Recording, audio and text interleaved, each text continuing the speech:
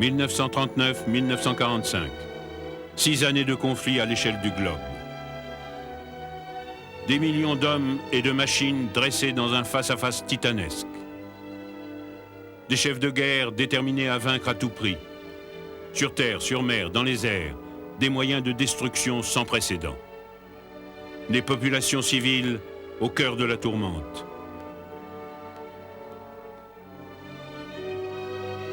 La liberté ou l'oppression, un bras de fer démesuré, longtemps incertain, marqué par des épisodes héroïques et sanglants.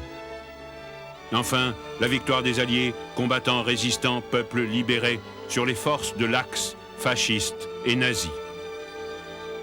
La collection Images de guerre raconte, avec les images tournées sur le théâtre des opérations et des témoignages irremplaçables, les moments clés de cette période sombre de notre histoire. S'appuyant sur des documents anglais, français, américains et des archives soviétiques et allemandes enfin accessibles, la collection Images de guerre lève aussi le voile sur l'histoire secrète du conflit.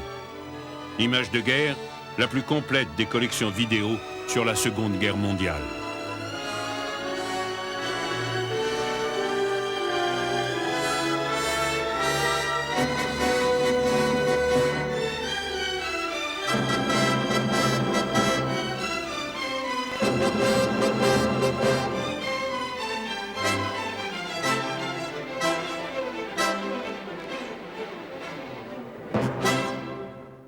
Au cours de la Grande Guerre, on n'a pas vraiment réussi à augmenter la vitesse des avions. Des 140 km/h atteints par ce BE-2A de 1914, on passe à peine à 200 km/h pour les avions de combat de 1917 et 1918.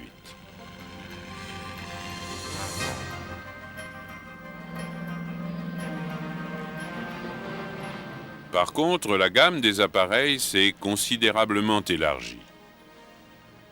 Lorsque le Français Louis Blériot traverse la Manche en avion en 1909, on y voit un exploit extraordinaire.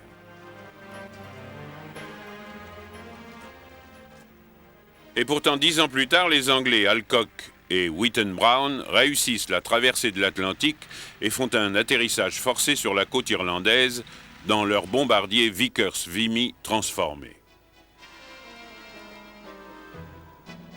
Dans l'entre-deux-guerres, l'aviation passionne le grand public.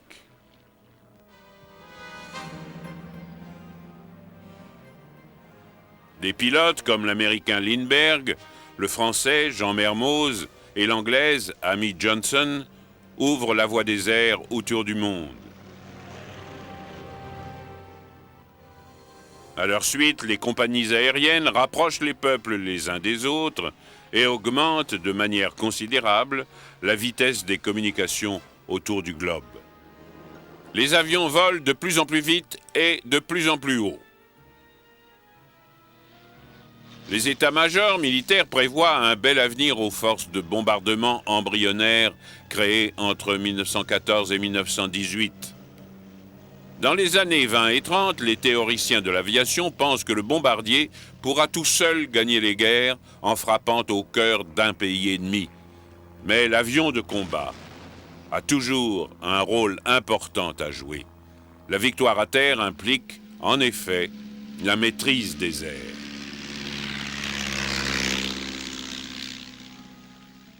Jusque vers 1935, le chasseur n'est guère différent de celui de la Grande Guerre. Son châssis en bois et ses ailes à 2 plans limitent ses performances, d'où ses difficultés à intercepter les bombardiers avant qu'ils n'aient largué leurs bombes. L'arrivée du chasseur monoplan à châssis métallique change tout cela. Ses performances, nettement plus élevées, lui permettent d'attaquer les bombardiers à temps.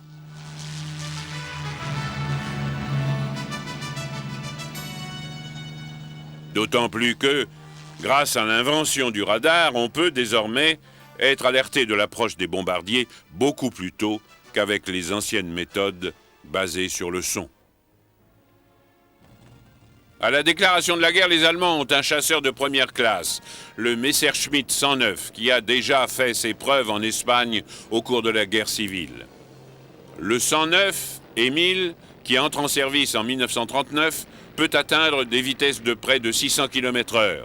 les pilotes de chasse allemands ont également mis au point une formation de combat très efficace en 4 colonnes, beaucoup plus souple que la formation en V de la Royal Air Force. Les Allemands ont également le bimoteur Messerschmitt 110, un escorteur de bombardiers qui vole lui aussi à près de 600 km/h, mais sans avoir la maniabilité du 109. Pendant les années de guerre éclair de 1939 à 1941, la Luftwaffe s'efforce d'obtenir la suprématie aérienne en détruisant au sol les forces aériennes ennemies. Bien que ces efforts de destruction n'aient pas toujours abouti, ces chasseurs sont très supérieurs à leurs opposants souvent périmés, et ils obtiennent rapidement la suprématie aérienne, ce qui contribuera à consolider le succès des offensives terrestres. Le seul échec subi par la Luftwaffe pendant cette première partie de la guerre, c'est la Royal Air Force qui le lui inflige en 1940, au cours de la bataille d'Angleterre. Il y a diverses raisons à cet échec.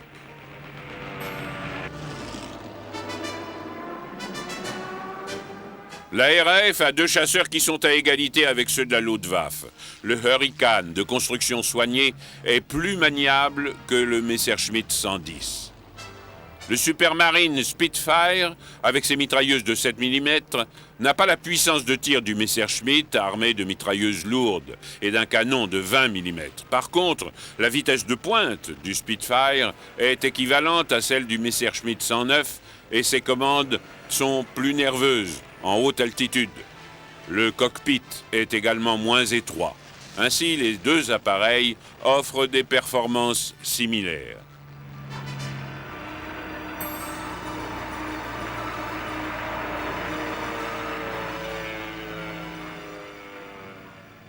Mais le Messerschmitt 109 a un sérieux défaut, il n'a qu'1 heure d'autonomie. Cela limite considérablement son temps de combat au-dessus de la côte anglaise.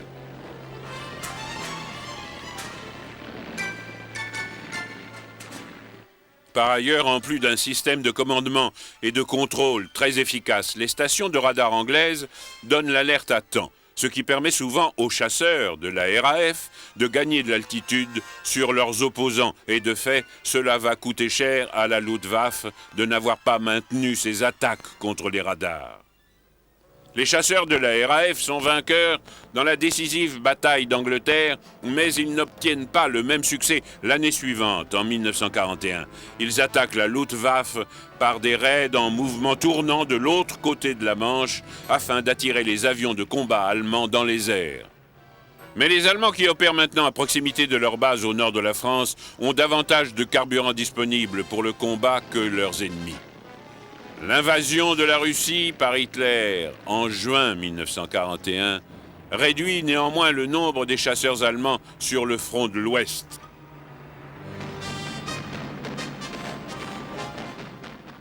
Mais au cours de la seconde moitié de 1941, les Allemands lancent le redoutable Focke-Wulf 190. Comme il peut atteindre une vitesse dépassant largement 650 km/h à faible altitude, il surpasse le Spitfire 5 des Anglais. Cependant, le Messerschmitt 109 demeure le chasseur allemand le plus utilisé parce que les performances du Focke-Wulf 190 ne tiennent pas à haute altitude. Le 109, Gustav, qui apparaît au début de 1942, se comporte bien aux altitudes plus élevées et devient bientôt le fer de lance de la chasse allemande. Il fait notamment ses preuves après que la 8e flotte aérienne américaine ait commencé son offensive de bombardement de jour contre l'Europe occupée à la fin de l'année 1942. Le principal avion de combat américain est le P-47 Thunderbolt, qui, de même que le Spitfire et le Messerschmitt 109, subit plusieurs améliorations au cours de la guerre. Lui aussi dépasse les 650 km/h. Dans de nombreuses opérations menées en Europe du Nord-Ouest, il est lié aux bombardiers américains qui l'escortent, mais son faible rayon d'action l'empêche de les accompagner jusqu'au cœur de l'Allemagne. Le lancement en 1944 du P-51B Mustang, doté de réservoirs supplémentaires, résout ce problème. Par ailleurs, afin d'établir et de maintenir la suprématie aérienne sur la France, la Belgique et les Pays-Bas dans la perspective du débarquement en Normandie, les chasseurs américains sont détachés des bombardiers.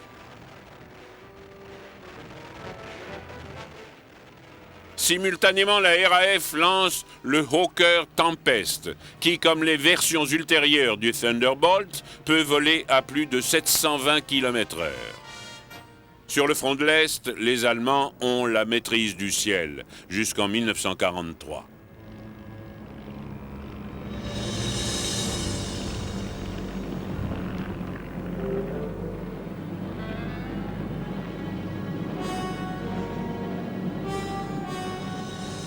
Face aux chasseurs allemands, les appareils soviétiques de vieille facture, comme ces Polikarpov, sont en situation d'infériorité. Mais les Russes sont de remarquables ingénieurs aéronautiques. Et vers la mi-1943, ils sortent des appareils comme ce MiG-3 capable de rivaliser avec la Luftwaffe. Ils sont aidés par l'apport de près de 20 000 avions anglais et américains dans le cadre de la loi Prebaille. Plusieurs escadrilles de chasseurs alliés occidentaux, comme par exemple l'escadrille Normandie-Niemen, combattront également sur le front de l'Est. Les Allemands se trouvent donc confrontés aux Hurricanes britanniques, ainsi qu'aux P-39 Era Cobra et aux P-40 Warhawks américains.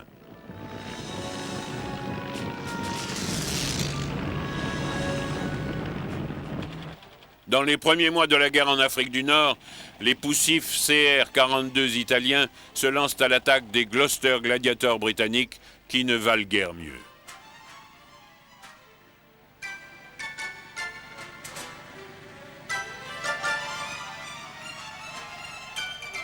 Trois Gladiators, surnommés Foi, Espérance et Charité, constituent le gros de la défense aérienne britannique au cours des premiers mois du siège de Malte.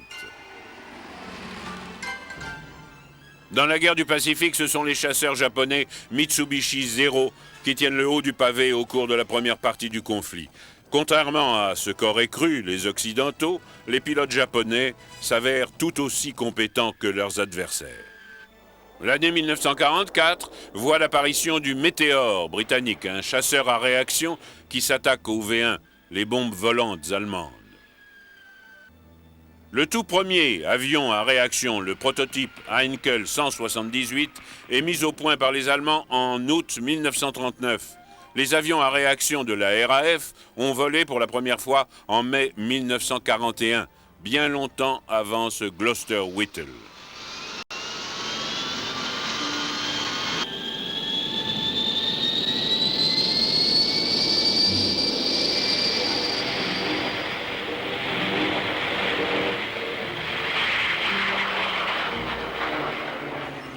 L'entrée en service du Messerschmitt 262, le premier avion à réaction opérationnelle de l'Allemagne, a été retardé pendant longtemps parce que Hitler voulait que ce soit un bombardier plutôt qu'un chasseur.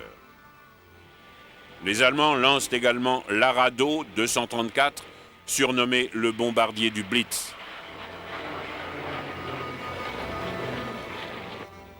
Plus rapide que tous les avions à réaction, le Messerschmitt 163 Comet est un avion qui peut atteindre une vitesse de près de 950 km/h. Mais il n'a de carburant que pour un temps de vol très court, après quoi il fonctionne comme un planeur de grande vitesse.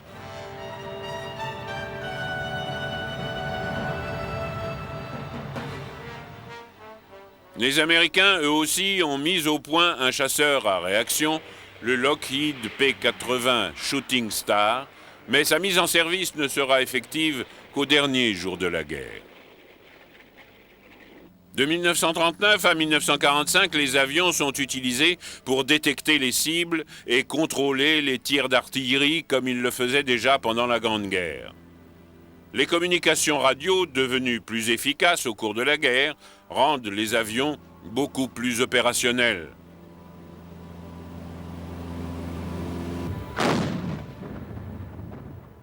De même, l'attaque de cibles au sol par les chasseurs devient du grand art. Les Allemands, au début, ouvrent la voie avec le bombardier en piqué Junker 87 Stuka, qui s'avère un engin redoutable au cours des premières campagnes de la guerre éclair.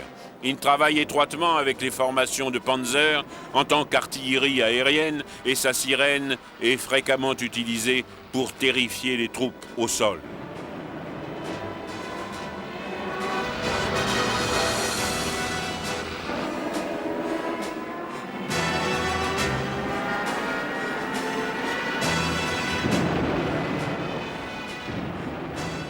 Au cours des campagnes du désert en Afrique du Nord, les Britanniques arment de bombes un Hurricane et le baptisent Hurry Bomber.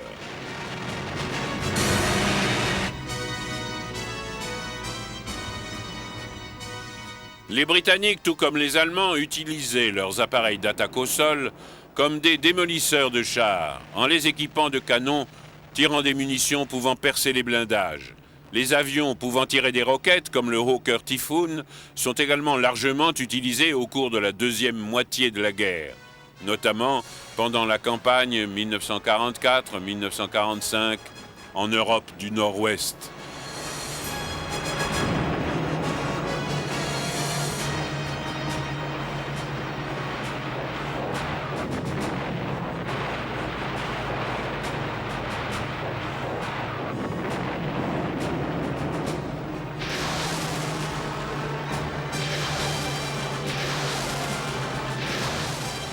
Les Russes, eux aussi, mettent au point un avion d'appui aérien rapproché très efficace, l'Ilyushin IL-2 Stormovik, qui apparaît pour la première fois durant l'été 1941.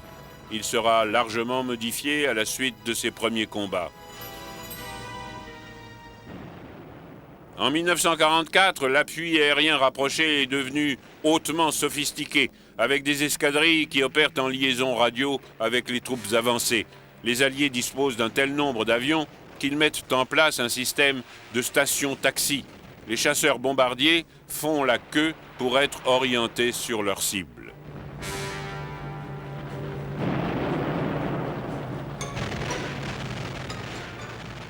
En Normandie également, les bombardiers lourds alliés offrent un appui direct aux troupes au sol. Ils sont employés pour affaiblir les défenses allemandes avant l'attaque, en effectuant des bombardements en tapis.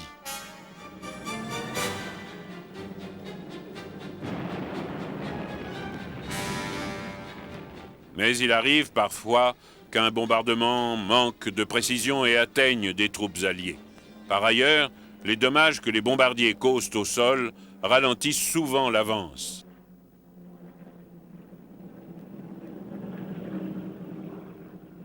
Les forces aériennes ont également un impact direct sur la conduite de la guerre terrestre grâce aux avions de transport. Les Allemands et les Russes ont commencé à entraîner des troupes aéroportées dans les années 1930.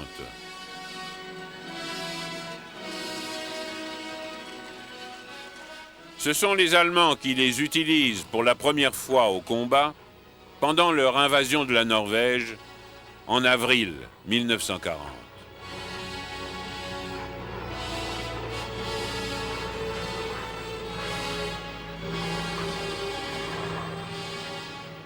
Mais la plus spectaculaire des opérations aéroportées allemandes est l'invasion de la Crète en mai 1941, au cours de laquelle près de 5000 parachutistes sont largués.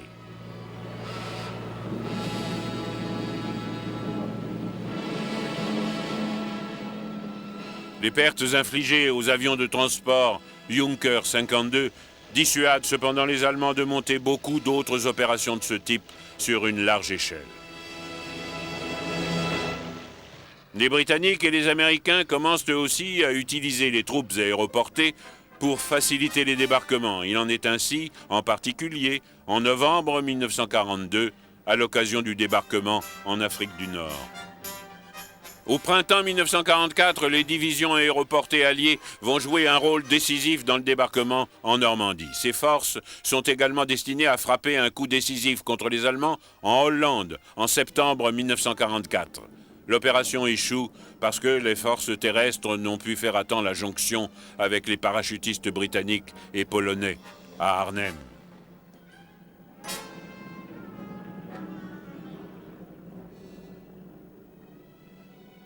Ce ne sont pas seulement les parachutistes qui sont employés dans les opérations aéroportées. Allemands et Alliés utilisent des troupes embarquées en planeur. Ensuite, dès qu'on a pris possession d'un aérodrome, les renforts peuvent être envoyés par avion, comme les Allemands l'ont fait en Crète en mai 1941. Ce sont d'ailleurs ces derniers qui possèdent le plus grand avion de transport de la guerre, le Messerschmitt 323 Gigant, dont il existe aussi une version planeur. En Birmanie, en 1944, les Chindits réussissent l'exploit de construire des pistes d'atterrissage de fortune en plein territoire occupé par les Japonais, afin de permettre l'atterrissage des avions de transport de troupes et de ravitaillement. La Birmanie et le Pacifique ont également été le théâtre du ravitaillement intensif par parachute. Citons également le pont aérien de matériel de l'Inde vers la Chine.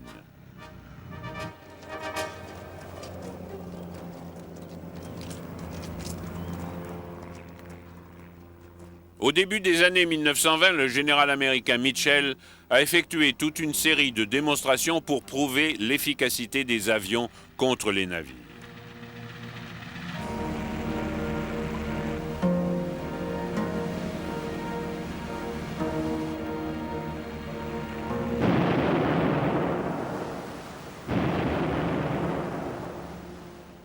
La Seconde Guerre mondiale allait donner raison au général Mitchell.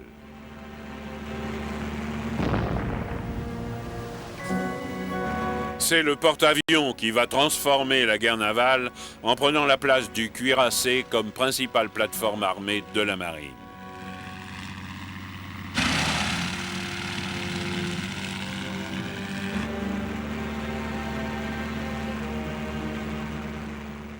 Mais les avions basés à terre sont tout aussi efficaces.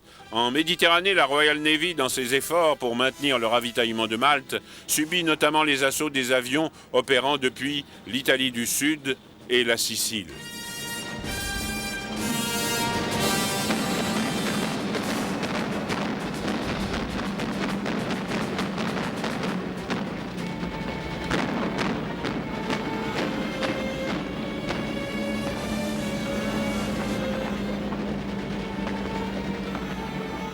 Au cours des évacuations de troupes à Dunkerque en 1940 et en Crète en 1941, les Britanniques ont également perdu de nombreux navires du fait des attaques aériennes allemandes.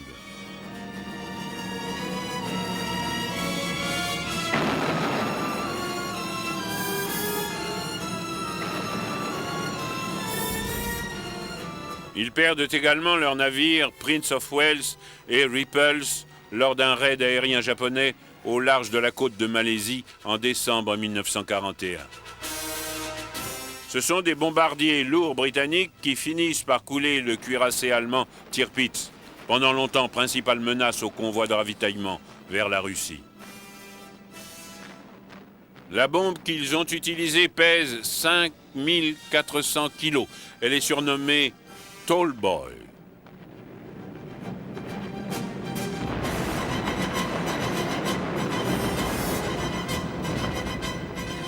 Les convois naviguant dans l'Arctique subissent également les attaques des avions allemands basés en Norvège, qui, comme la Sicile, a été comparé à un porte-avions terrestre.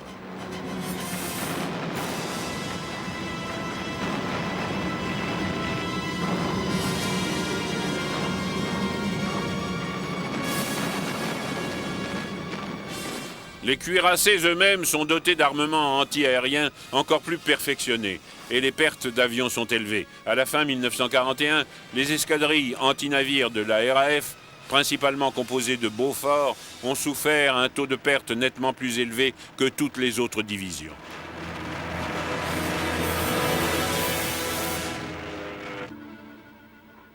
Les Allemands mettent au point une arme anti-navire très efficace avec leur bombe planante H-293, qui causera aux Alliés de nombreuses pertes en Méditerranée à partir de 1943.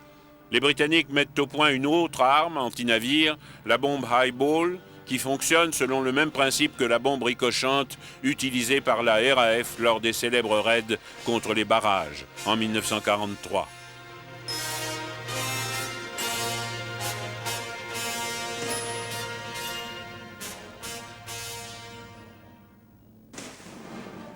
Lors de la bataille de l'Atlantique, les avions ont joué un rôle de plus en plus important.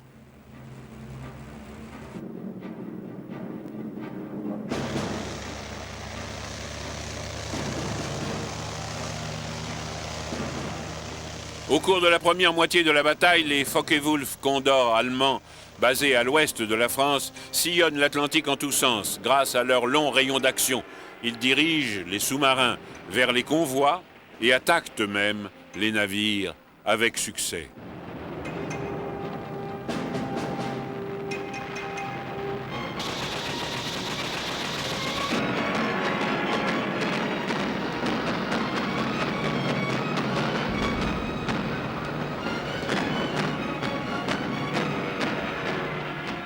Les avions alliés, eux aussi, comme ils l'avaient fait avec les dirigeables au cours de la Grande Guerre, repèrent les sous-marins en surface et dirigent les cuirassés sur eux.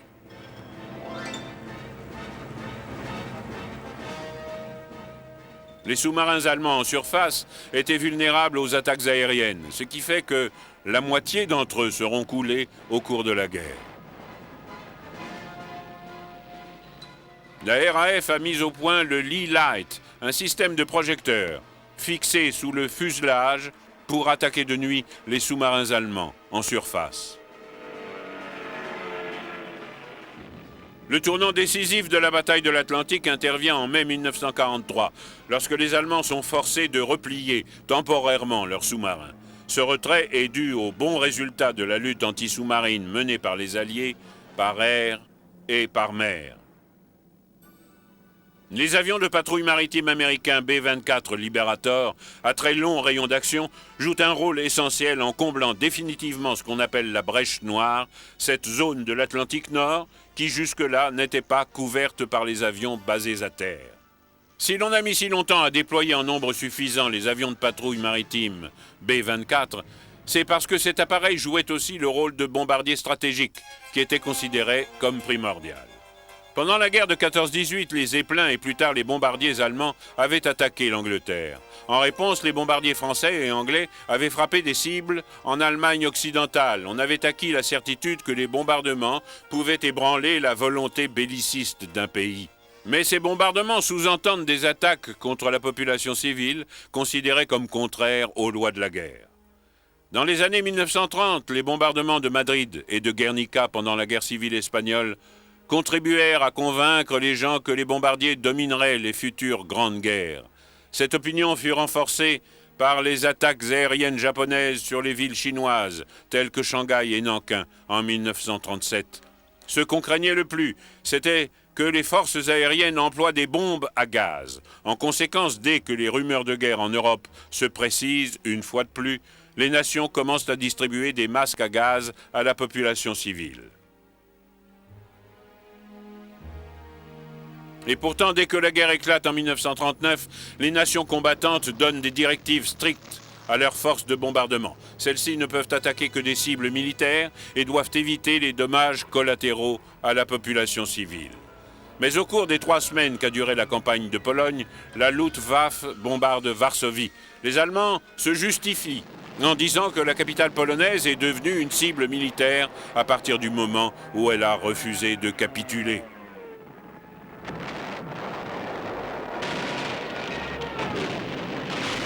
L'attaque allemande sur Rotterdam en mai 1940 procède de la même raison. Elle aurait pu être évitée si le message aux bombardiers allemands de rentrer leur était parvenu à temps.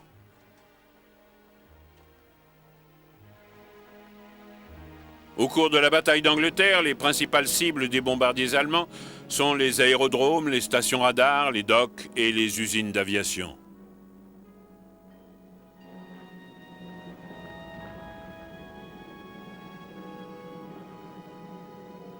Le Blitz sur l'Angleterre débute à la suite d'une erreur de navigation d'un bombardier allemand, qui largue ses bombes sur Londres. La RAF riposte immédiatement par un raid sur Berlin et l'ère des bombardements de villes commence. À ce stade, malgré tout, les bombardiers dans les 2 camps reçoivent toujours comme instruction d'attaquer des cibles spécifiques, en général des usines de munitions. Mais le manque de précision de leurs tirs est un problème important. Au début de la guerre, la Luftwaffe, comme la RAF, comptait bombarder de jour, ce qui leur permettait de détecter plus facilement leurs cibles. Mais au début de 1940, les bombardiers britanniques ont subi des dommages importants du fait des chasseurs allemands et commencent à bombarder de nuit.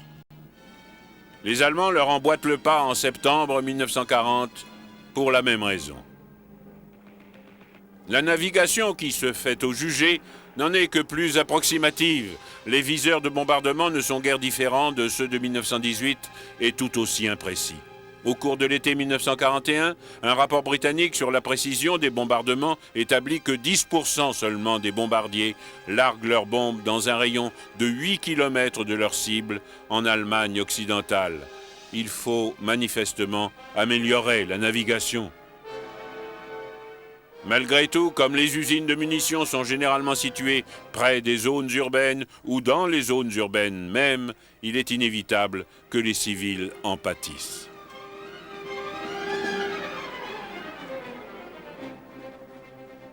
À l'automne 1940, les Allemands ont mis au point un système de rayons radio se croisant au-dessus de la cible afin d'améliorer la précision. La RAF, pour sa part, met au point des contre-mesures pour dévier les rayons.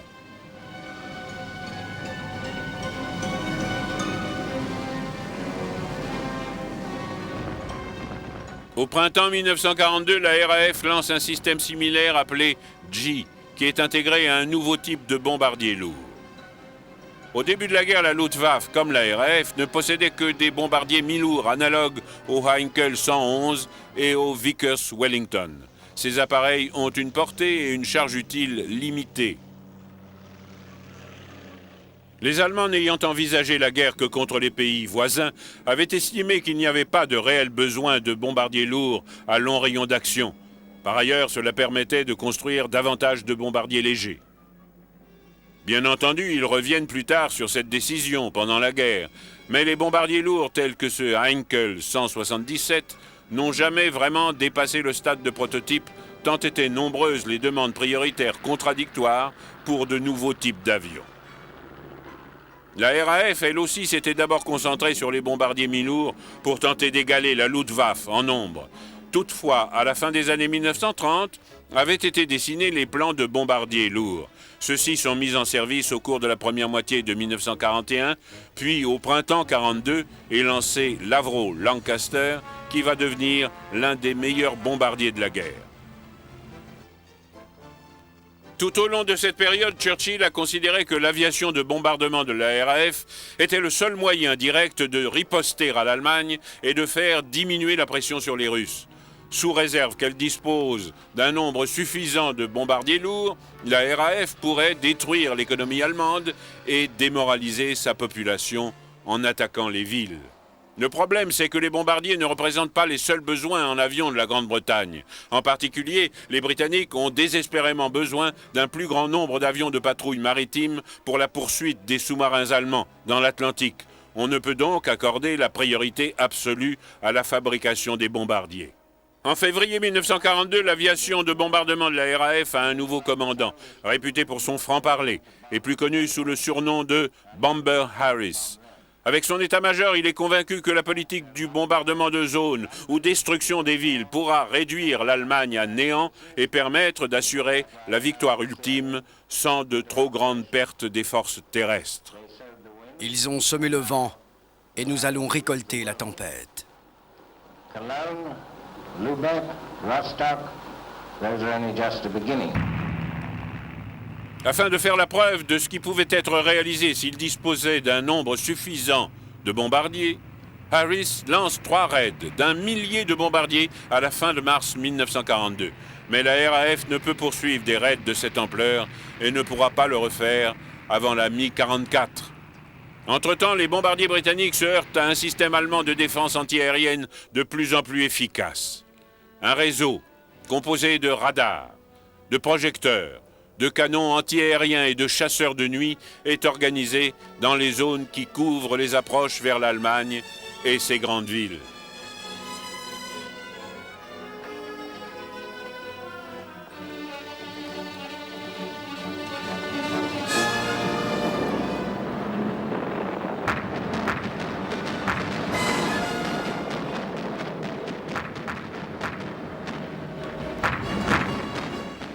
Ces défenses vont coûter cher à la Royal Air Force.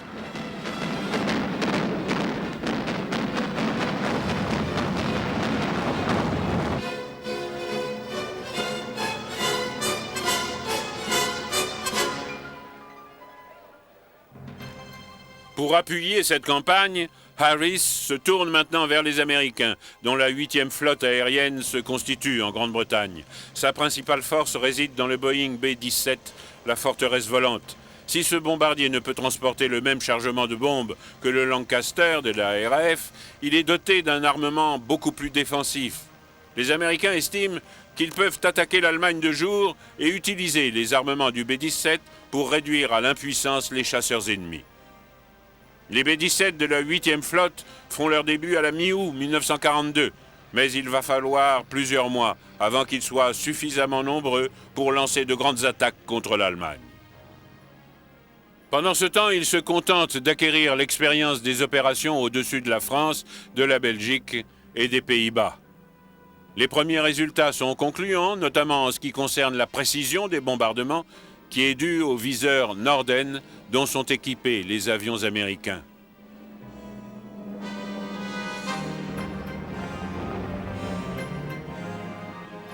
En janvier 1943, les Alliés conviennent d'une offensive de bombardement combinée. Sous le nom de code à bout portant, la RAF continuera à attaquer de nuit tandis que les Américains attaqueront de jour.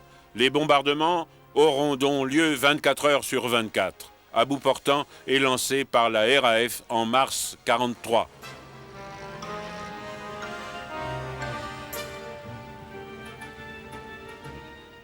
C'est le début de la bataille de la Ruhr, la principale région industrielle d'Allemagne occidentale, qui se trouve sur la rive orientale du Rhin.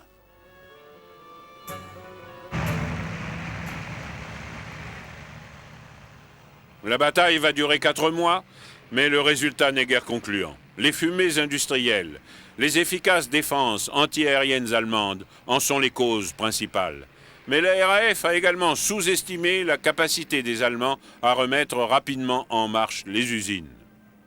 En fait, la RAF a oublié combien la population britannique s'était montrée résistante pendant le Blitz de 40-41. Elle s'est trompée en croyant que les Allemands, beaucoup plus disciplinés encore, allaient craquer sous une pression identique. Cependant, les attaques de la RAF ne sont pas toutes du type bombardement de zone. Des bombardiers légers et mi-lourds font également des attaques de jour. Beaucoup de ces attaques ont lieu à basse altitude afin de garantir l'effet de surprise.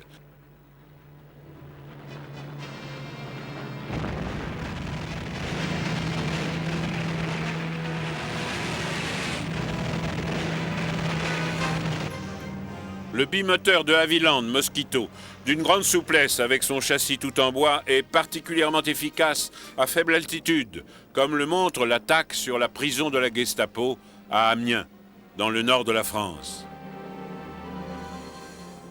L'ingénieur aéronautique anglais Barnes Wallis est le maître d'œuvre de l'un des raids les plus spectaculaires de la guerre contre les barrages allemands en mai 1943. Les barrages ne pouvant pas être attaqués par des bombes conventionnelles, Wallis en conçoit d'un nouveau type qui ricoche sur l'eau et frappe à l'horizontale plutôt que verticalement. Une escadrille de Lancaster spéciale est constituée pour monter l'opération dans la nuit du 16 au 17 mai.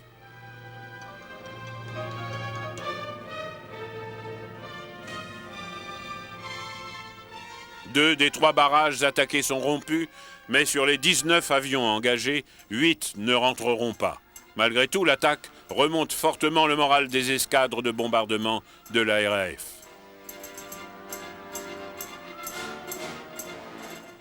Vers la fin de juillet 1943, Harris prend pour cible le port de Hambourg, au nord de l'Allemagne, qu'il est déterminé à détruire. Il y parvient presque au cours de 4 attaques en 10 jours qui déclenchent d'énormes incendies. Les Américains, de leur côté, pilonnent la ville de jour.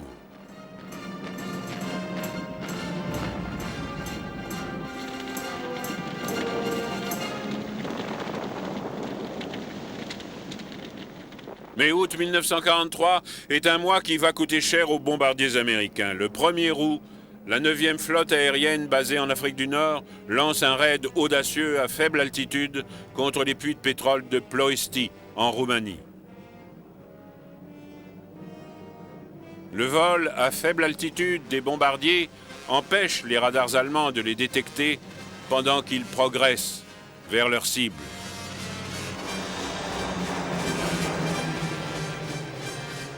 Les défenses aériennes allemandes n'ont donc pas été prévenues de l'approche des bombardiers ou l'ont été au dernier moment.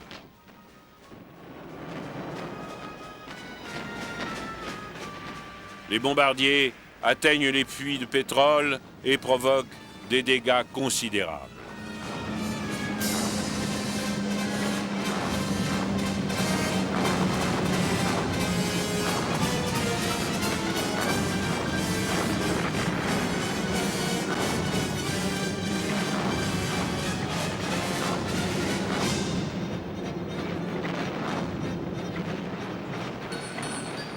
Leur vol de retour, par contre, ne se passe pas aussi bien et un tiers des 177 B-24 est abattu.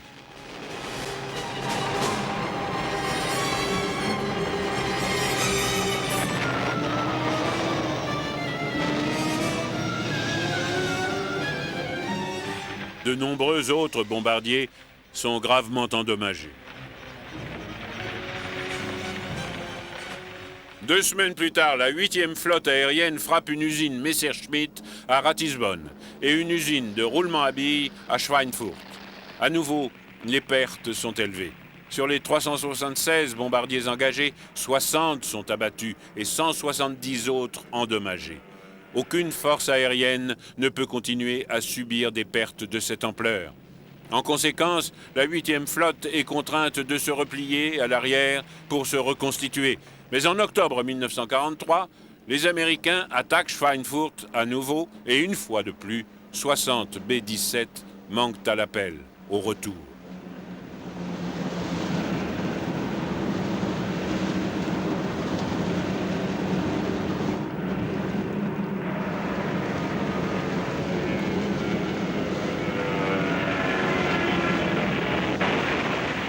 Les Américains ont pratiquement perdu confiance dans les attaques de jour et envisagent sérieusement de passer aux opérations de nuit. Mais le véritable problème, c'est que leurs bombardiers, quoiqu'ils soient fortement armés, ne peuvent pas se défendre eux-mêmes. Ils ont pourtant leurs chasseurs d'escorte, comme le P-47 Thunderbolt et le P-38 Lightning, mais aucun d'eux n'a la portée suffisante pour escorter les bombardiers jusqu'à leur objectif dans la profondeur du territoire allemand. La solution, c'est le P-51B Mustang qui est lancé au début de l'année 1944.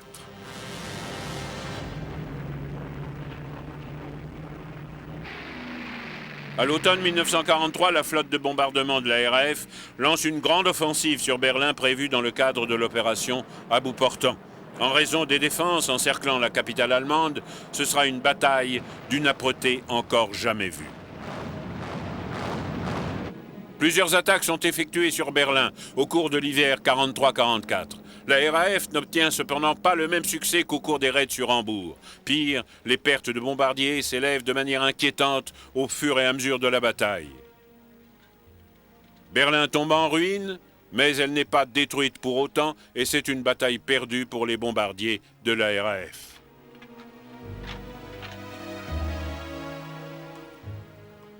La 15e flotte aérienne américaine, nouvellement constituée, a commencé à attaquer, elle aussi, des cibles en Allemagne. Dans le même temps, les forces de bombardement stratégique en Angleterre passent sous le commandement d'Eisenhower, afin de préparer le débarquement de l'autre côté de la Manche. Les barons du bombardement, notamment l'américain Spaatz et l'anglais Harris, estiment que c'est une erreur d'arrêter les attaques aériennes sur l'Allemagne. Mais la contribution des escadres de bombardement à la réussite du débarquement en France, l'opération Overlord, est immense. Ces escadres participent aussi bien à la destruction des moyens de transport qu'à l'affaiblissement décisif des formations de la Luftwaffe opérant au nord de la France. En septembre 1944, les bombardiers reviennent en force en Allemagne. L'industrie pétrolière est désormais la première priorité, bien que les bombardements de zone se poursuivent.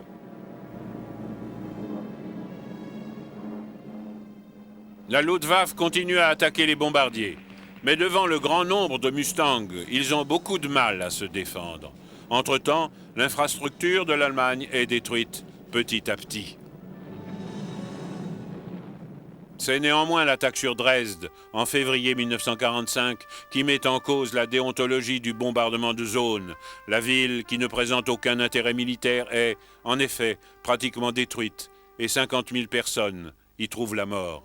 En dépit des critiques émises, les bombardiers continueront à pilonner l'Allemagne jusqu'au dernier jour de la guerre. Au cours de cette période, on utilise des bombes de plus en plus importantes, de ce type de bombe de 3600 kg à l'énorme Grand Slam de 9900 kg que la RAF utilise avec efficacité contre les viaducs et les autres cibles difficiles. La longue offensive des bombardiers stratégiques contre l'Allemagne n'est cependant pas décisive. En fait, elle ne parvient pas à briser le moral de la population, mais elle n'empêche pas non plus la production de guerre allemande de tourner à plein régime à la fin 1943. Le coût en bombardier et en équipage est très élevé. Les pertes de la RAF sont telles que, sur 100 hommes d'équipage qui embarquent pour une tournée d'opération, 60 sont tués avant d'avoir terminé les 30 missions obligatoires. La situation est identique du côté américain.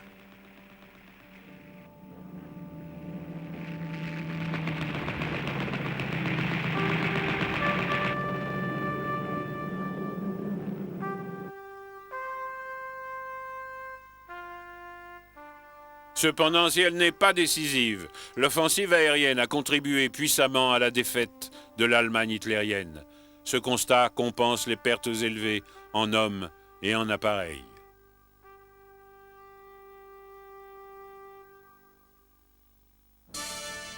En Asie du Sud-Est et dans le Pacifique, les Japonais ont utilisé leurs bombardiers comme des éclaireurs.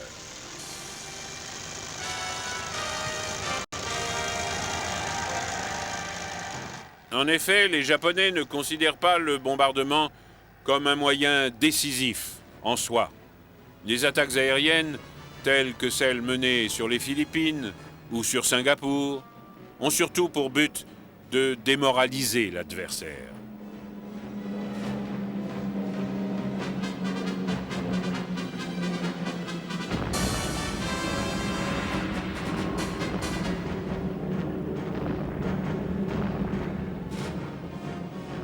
Le Japon demeure hors du rayon d'action des Alliés pendant la plus grande partie de la guerre. En fait, avant juin 1944, une seule attaque aérienne est effectuée sur le Japon. C'est celle du raid audacieux de bombardiers B-25 embarqués sur le porte-avions Hornet en avril 1942. Mais son seul résultat positif est de remonter le moral des Américains au combat.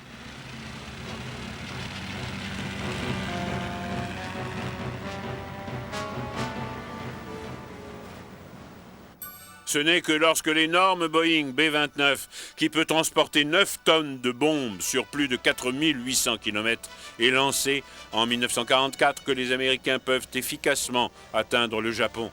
Le B-29 est déployé en Inde et dans des bases en Chine du Sud. Il effectue ses premières attaques sur le Japon depuis la Chine le 15 juin 1944. Mais en riposte, les Japonais lancent une offensive en Chine du Sud et les Américains sont contraints d'évacuer les bases de B-29. Toutefois, la capture de Saipan et de Tinian dans les îles Mariannes au centre du Pacifique, au milieu de l'été 1944, donne au B-29 d'autres bases à portée du Japon. Vers la fin novembre, ils recommencent à effectuer des attaques à haute altitude.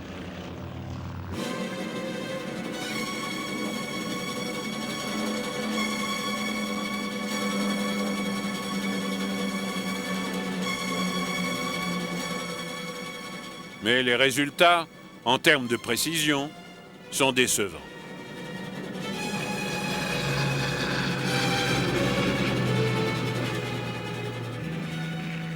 De plus, les chasseurs japonais, malgré des pertes élevées, abattent et endommagent un nombre grandissant de B-29.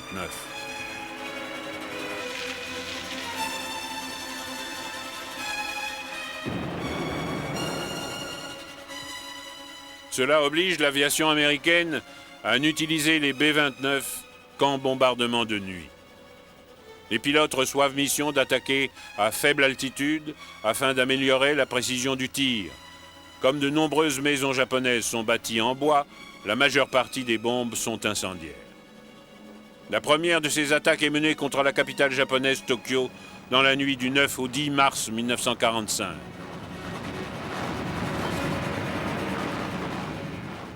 Les résultats sont dévastateurs.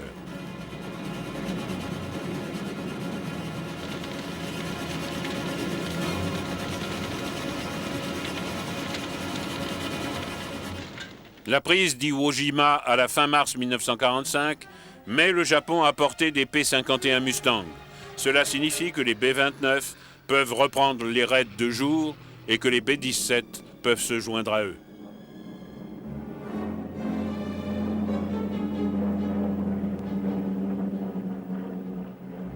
Tout au long de l'été 1945, les bombardiers pilonnent le Japon, détruisant la majeure partie de son industrie.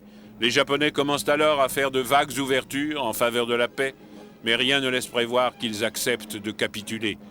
Une grande partie du peuple est en effet déterminée à poursuivre la lutte jusqu'à son dernier souffle. Et ce, alors que les villes japonaises sont tour à tour anéanties. Cette opiniâtreté explique la décision des Alliés d'utiliser la bombe atomique sur Hiroshima et Nagasaki. Ces bombardements contraignent les Japonais à capituler. Peut-être faut-il reconnaître que les théoriciens de l'aviation de l'entre-deux-guerres avaient eu raison en considérant que les bombardements entraînaient la décision. Mais en fait, ce ne sont pas les bombardements en eux-mêmes, mais l'arme utilisée qui s'est révélée décisive. C'est une arme dont le potentiel va se révéler terrifiant.